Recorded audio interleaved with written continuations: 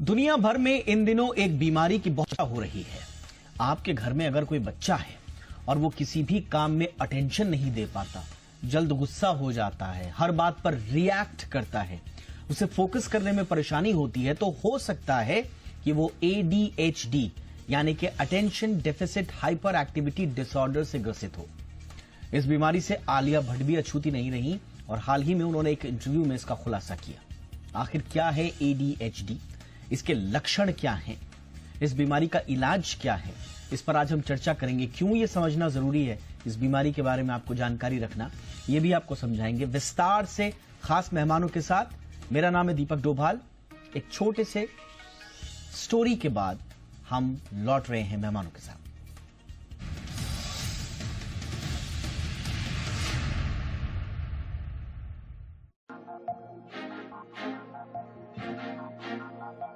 हाल ही में एक्ट्रेस आलिया भट्ट ने अपने इंटरव्यू में खुलासा किया कि वो ADHD यानी attention deficit hyper activity disorder से जूझ रही हैं। इस बात ने उनके फैंस के साथ साथ आम लोगों का ध्यान भी इस मानसिक स्थिति की ओर खींचा है। आलिया ने बताया कि बचपन से ही उनका मन कहीं भी जल्दी भटक जाता था, लेकिन तब उन्हें ये नहीं पता था कि वो इस डिसऑर्डर से जूझ रही हैं। जब उन्होंने साइकोलॉजिकल टेस्ट करवाया, तब जाकर उन्हें ADHD के बारे में पता चला। ADHD एक न्यूरो डेवलपमेंटल डिसऑर्डर है। ये ब्रेन के डेवलपमेंट से जुड़ी परेशानी होती है। ये आमतौर पर बचपन में ही शुरू हो जाता है और बड़े होने के बाद भी बना रह सकता है। इसका असर सीधा इंसान के ध्यान केंद्रित करने और अपने बिहेवियर को कंट्रोल करने की एबिलिटी पर पड़ता है। जिन्हें ADHD होता है, उनके लिए किसी भी चीज पर ध्यान बनाए रखना मुश्किल होता है। जैसे वो किसी काम के बीच में ही दूसरी चीजों में ध्यान लगाने लगते हैं।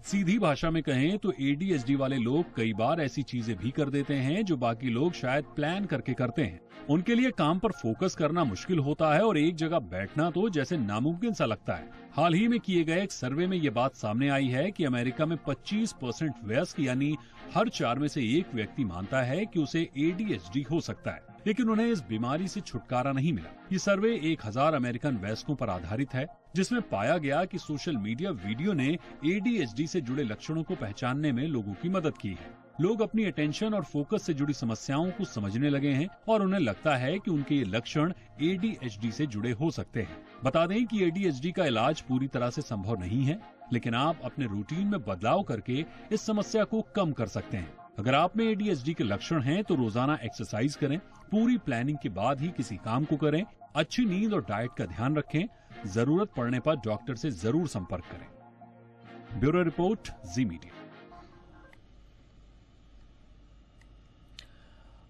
स्वागत करते हैं हमारे साथ जुड़ रहे खास मेहमान का। डॉक्टर आशीष सहगल हमारे साथ जुड़ चुके हैं, मेंटल वेलनेस कोच हैं। बहुत बहुत स्वागत है सहगल साहब आपका हमारे शो पे। सर, ये ADHD इतने साल तक इग्नोर होता रहा, अब थोड़ी थोड़ी चर्चाएं इस पर हो रही हैं, लेकिन मैं देख रहा हूं कि अमेरिका, दूसरे देशों में इस पर काफी चर्चा है और इनफैक्ट वहां पर बाकायदा युद्ध स्तर पर बचपन में इस पर ध्यान भी दिया जाता है। हमारे यहां अभी आलिया भट्ट अगर नहीं कहती ADHD तो शायद किसी को मालूम भी नहीं होता। तो सर, कितना बड़ा खतरा है इसका इग्नोरेंस और क्यों इस पर ध्यान देना जरूरी है? देखिए, ADHD पर ध्यान देना बहुत जरूरी है क्योंकि इसको शायद बचपन से कुछ गलत समझा गया है। ये बच्चा ज्यादा शरारती है, स्कूल के टीचर्स कह देते हैं, या पेरेंट्स समझते हैं कि अरे ये हर वक्त उछलता रहता है, हर वक्त शरारत में रहता है। तो ऐसे में कभी कभी ये डिसऑर्डर या ये सिचुएशन इग्नोर हो जाती है।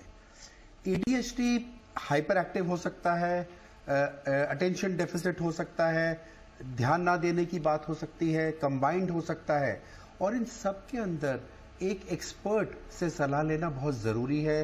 स्कूल के काउंसलर्स इसमें अगर ट्रेंड हो तो बहुत अच्छा हो जाता है। इसकी सबसे बड़ी वजह इस पर ध्यान देने की बचपन में जरूरी है क्योंकि बच्चा अपने करियर्स अकॉर्डिंगली डिसाइड कर सकता है। ADHD को हम एक कमी मानते हैं, पर कई बार ये एक सुपर पावर हो जाती है।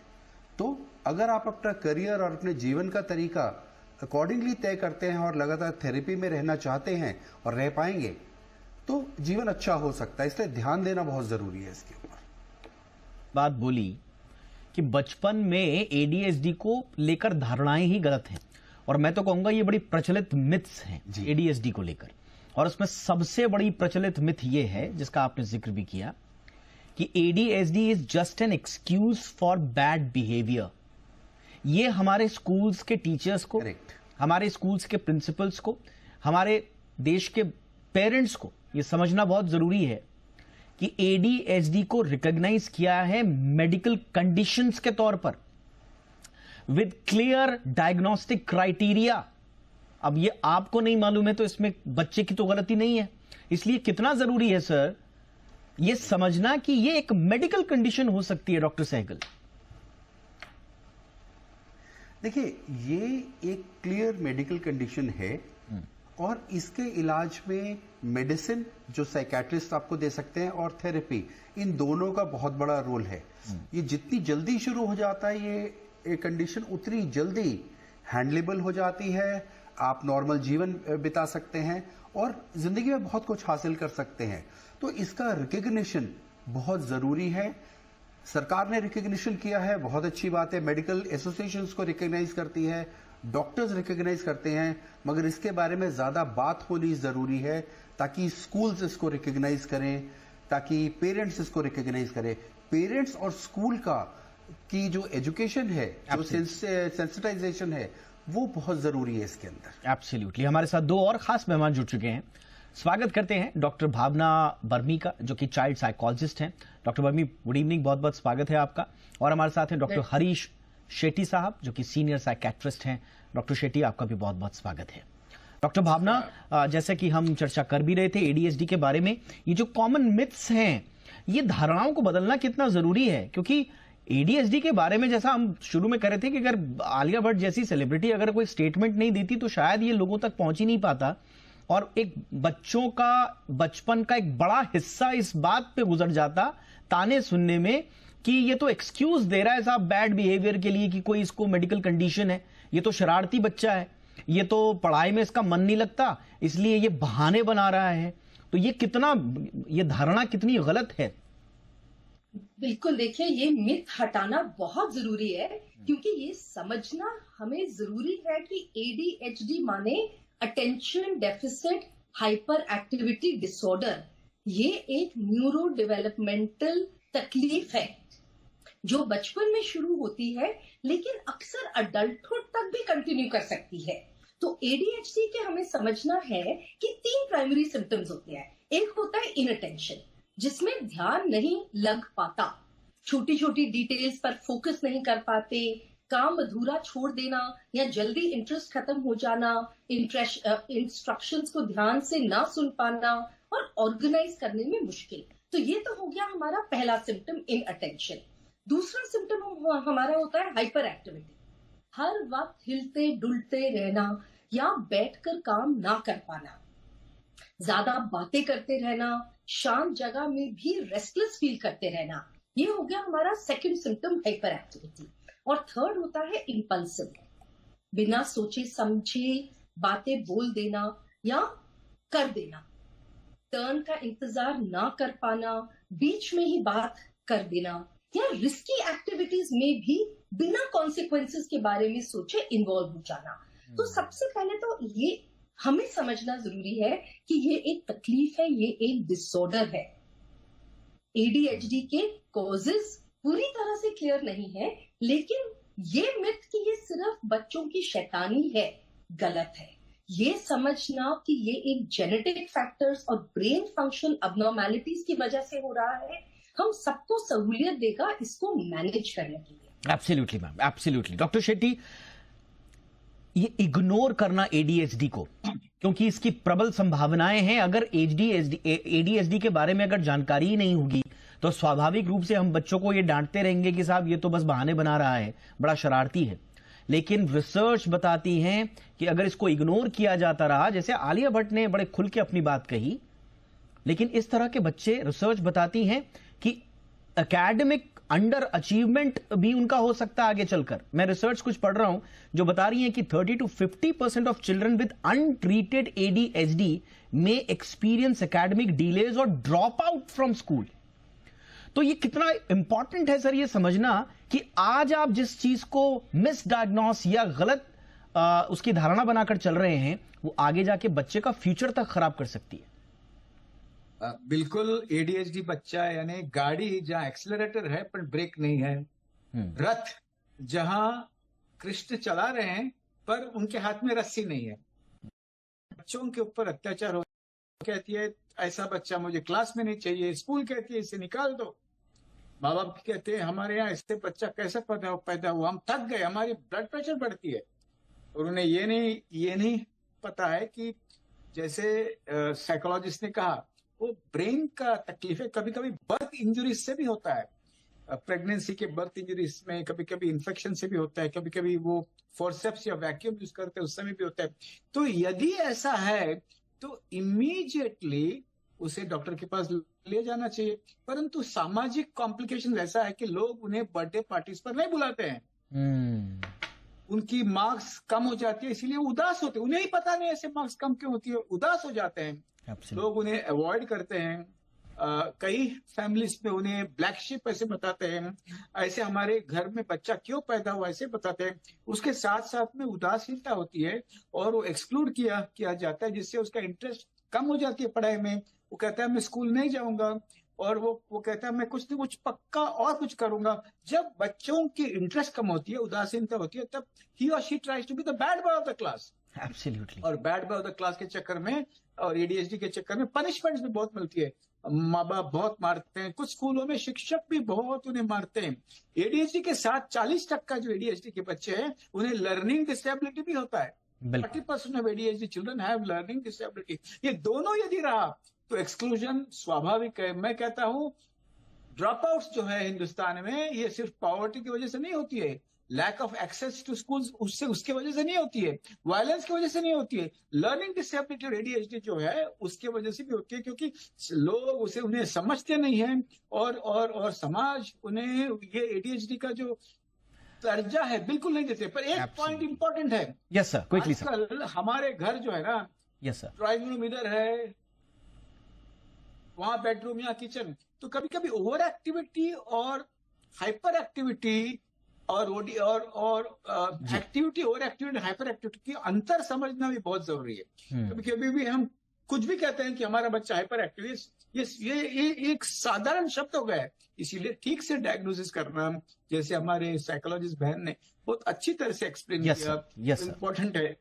ये आपने देखिए, अब आप देखिए ये तो पॉलिसी लेवल पर, अब देखिए ये पॉलिसी लेवल पर जाकर सवाल खड़ा हो गया कि आप अगर स्कूल ड्रॉप आउट से लड़ रहे हैं तो आप सोच रहे हैं कि साहब पुअर्टी की वजह से, आप सोच रहे हैं कि साहब स्कूल्स नहीं बने हैं, वहां पर इंफ्रास्ट्रक्चर डेवलपमेंट नहीं है, गरीबी है। अब आप देखिए कि अगर बच्चे को एडीएचडी है तो ड्रॉप आउट है वो तो होगा ही होगा आगे चलकर। एक छोटे से ब्रेक के लिए मैं रुक रहा हूं, ब्रेक के उस पार हम ये समझने की कोशिश करेंगे कि हमारे आसपास समाज में जो अक्सर हमें लोग दिख जाते हैं जिनके साथ बड़े प्रॉब्लम्स होते हैं, हम कहते हैं साहब फलाने का मूड स्विंग बड़ा होता है, हम कहते हैं साहब फलाने को एंगर इश्यूज बहुत ज्यादा है, हम कहते हैं साहब फलाना बात बात पे इमोशनल आउटबर्स्ट कर देता है। ये लोग कौन हैं? ये लोग क्या बचपन में एडीएचडी का शिकार हुए लोग हैं जिनका समय पर ट्रीटमेंट नहीं हुआ, डायग्नोसिस नहीं हुआ, और इस वजह से आज इस हालत में है कि वो अपना तो नुकसान कर ही रहे हैं बल्कि आसपास भी संभवतः वो माहौल नहीं बना पा रहे जिसकी दरकार। एक छोटे से ब्रेक के बाद इस पर चर्चा। सो एडीएचडी, इस पर पूरी दुनिया में चर्चा हो रही है। हम थोड़ा इस मामले में भाग्यशाली नहीं हैं कि हमारे देश में एक सेलिब्रिटी आलिया भट्ट ने कुछ दिनों पहले जिक्र किया, तब जाके हमारी आंख खुल रही है। लेकिन पूरी दुनिया में इस पर न सिर्फ चर्चा हो रही है बल्कि अटेंशन भी दिया जा रहा है। इनफैक्ट कई देशों में तो पॉलिसी इंटरवेंशंस भी हो रहे हैं, लेकिन हमारे यहां इसको लेकर ज्यादा जागरूकता नहीं है। अलबत्ता मिथ्स बहुत हैं, बच्चों को ये डांट डपट कर चुप करा दिया जाता है कि आप बहाने बना रहे हो, लेकिन क्या पता कि वो एडीएचडी का शिकार हो। इसी पर आज हम कर रहे हैं चर्चा। डॉक्टर सहगल, सवाल यह है कि हमारे आसपास, जिसको मैं कह रहा था कि हमारे आसपास जो लोग आजकल एंगर इश्यूज लिए हुए हैं और हम बड़े अनकंफर्टेबल हो जाते हैं उनके साथ, हम क्या सोसाइटी, समाज, परिवार सब अनकंफर्टेबल हो जाते हैं। यह समझना जरूरी है कि हो सकता है कि ये वही बच्चा रहा हो जिसका एडीएचडी इग्नोर कर दिया गया और आज इसको फ्रेंडशिप में, सोशल इंटरेक्शंस में दिक्कतें आ रही हैं। यह सीख देता है कि बच्चों पर ध्यान देना जरूरी है। डॉक्टर सहगल जी बिल्कुल, काफ़ी चांसेस हैं कि जिन अडल्ट्स के साथ हम अच्छी तरह इंटरैक्ट नहीं कर पाते हैं, कभी उनको गुस्सा आता है, कभी वो इम्पल्सिव हो जाते हैं, वो किसी ना किसी मेंटल चैलेंज से या इमोशनल चैलेंज से गुजरे हैं। वो ADHD भी हो सकता है, वो और कुछ भी हो सकता है, वो सोशली इनएक्टिव लोग हो सकते हैं, एंटी सोशल पर्सनैलिटी टाइप हो सकता है, बहुत सारी चैलेंजेस हैं। ADHD एक प्रोमिनेंट चैलेंज है, एक बहुत जरूरी चैलेंज है। और हाँ, जब भी हम अपने आसपास देखते हैं उन अडल्ट्स को जिनका ध्यान शायद एक जगह पर नहीं लगता, या बहुत जल्दी से डिसीजन लेना चाहते हैं, बहुत लंबे टाइम पर फोकस नहीं कर पाते, या इनअटेंटिव रहते हैं, उनमें ऐसा हो सकता है कि अनट्रीटेड ADHD हो। लेकिन इसका मतलब ये बिल्कुल भी नहीं है कि वो ट्रीट नहीं हो सकता। हाँ, उसको मैनेज करने के बहुत सारे तरीके हैं, दवाई है, थेरेपी है, NLP के अंदर बहुत सारे सॉल्यूशंस है इसके बारे में। तो एडल्ट्स को निराश होने की यहां जरूरत नहीं है, पर हाँ, ये आप सही कह रहे हैं बिल्कुल कि हो सकता है बचपन में, स्कूल में, कॉलेज में उनको इग्नोर किया हो। मैं एक और बात कहना चाहता हूं कि ऐसा नहीं है कि ADHD दुनिया में बहुत पहले डिस्कवर हो गया। कुछ 1902 के आसपास पहली बार दुनिया में इसकी बात होनी शुरू की, लेकिन अगले 80 साल तक कुछ खास नहीं हुआ, और उसके बाद कुछ होना शुरू हुआ। हम अभी भी अगर इसको एक पहल ले, एक पॉलिसी के लेवल पर, और इसको मेंटल वेलनेस के साथ जोड़े, इसकी अवेयरनेस बढ़ाएं, इसके बारे में सेमिनार्स करें, चर्चा करें, तो ये समस्या को आराम से काबू पाया जा सकता है। एब्सोल्युटली सर, मैं समस्या के समाधान पर अब आऊंगा, और मैं इसलिए समस्या के समाधान पर आऊंगा कि समस्या को तो हम समझना अब शुरू कर चुके हैं, और ये हर लेवल पर इस समस्या पर बात करना बहुत जरूरी है। लेकिन देखिए कितना बड़ा रिस्क है। मैं एक रिपोर्ट पढ़ रहा था, journal of American academy of child and adolescent psychiatry. ये हाईलाइट करती है कि 25 से 40% जितने भी एडोलसेंट्स हैं विद ADHD, इनमें higher risk of developing addiction problems if not managed early, यानी कि आगे जाकर सब्सटेंस अब्यूज, नशे का शिकार भी ये बच्चे हो सकते हैं अगर ADHD को ट्रीट नहीं किया। यानी कि स्कूल ड्रॉप आउट, यानी कि नशे का शिकार, यानी कि सामाजिक रूप से कटे हुए, यानी कि लो सेल्फ एस्टीम, ये सारे के सारे नेगेटिव ट्रेड्स सिर्फ एक प्रॉब्लम को इग्नोर करने की वजह से हो रहे हैं। डॉक्टर भावना बर्मी, अब समाधान क्या है, ट्रीटमेंट क्या हो? क्या ये बिहेवियरल ट्रीटमेंट है, मेडिकल इंटरवेंशन हो, क्या हो मैम, कैसे इसका इलाज करें? देखो, बहुत जरूरी है इसको होलिस्टिकली ट्रीट करना।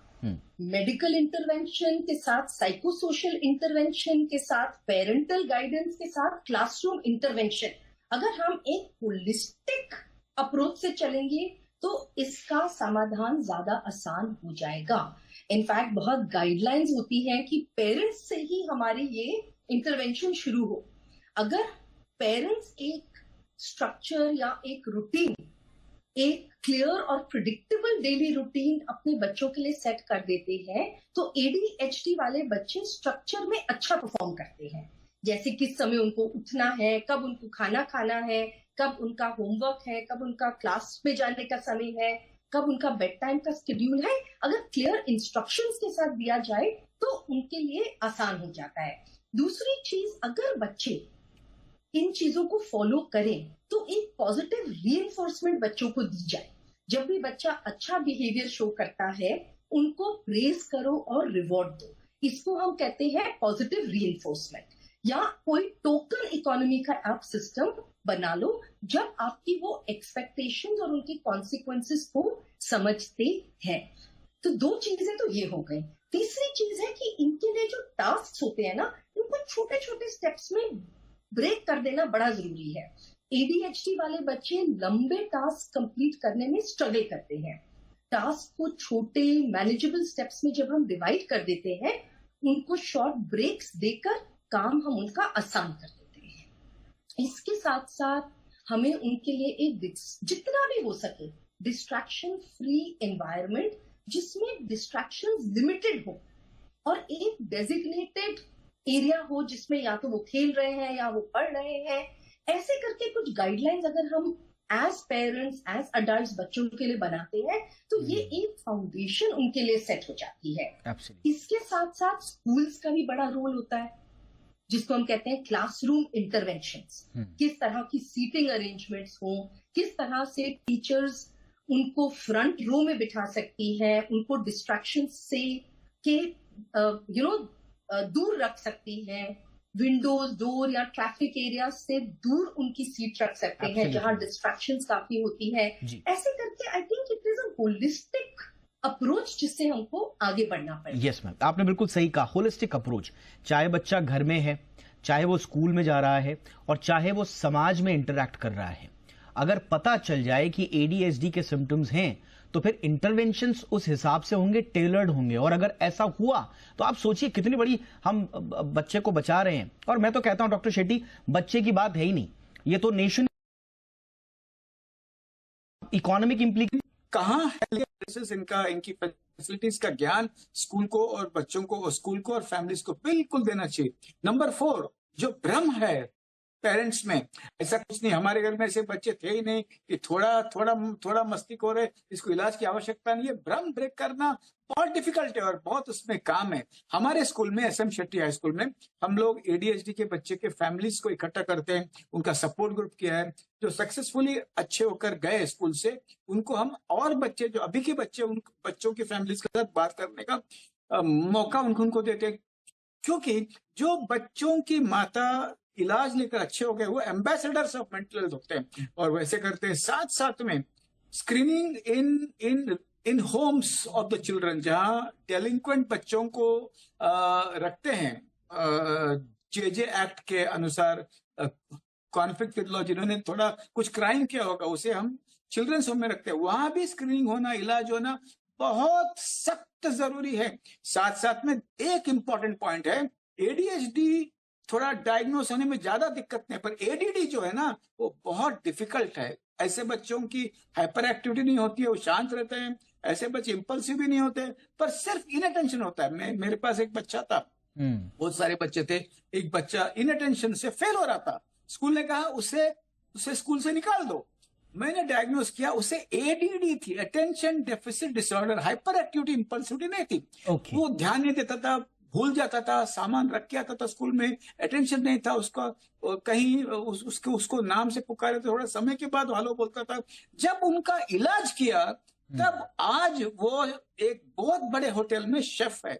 पॉइंट इज जल्दी इलाज करना, जल्दी आइडेंटिफाई करना, ADD हो या ADHD हो। यस सर, साथ साथ में बिल्कुल ये जो भ्रम के विरुद्ध काम करना आवश्यक है। मेंटल हेल्थ पॉलिसी तो हमने बनाया है, पर मेंटल पॉलिसी का एक्शंस जो है, जो स्टेट में होना चाहिए, क्योंकि state health is a state subject, ये नहीं हो रहा है।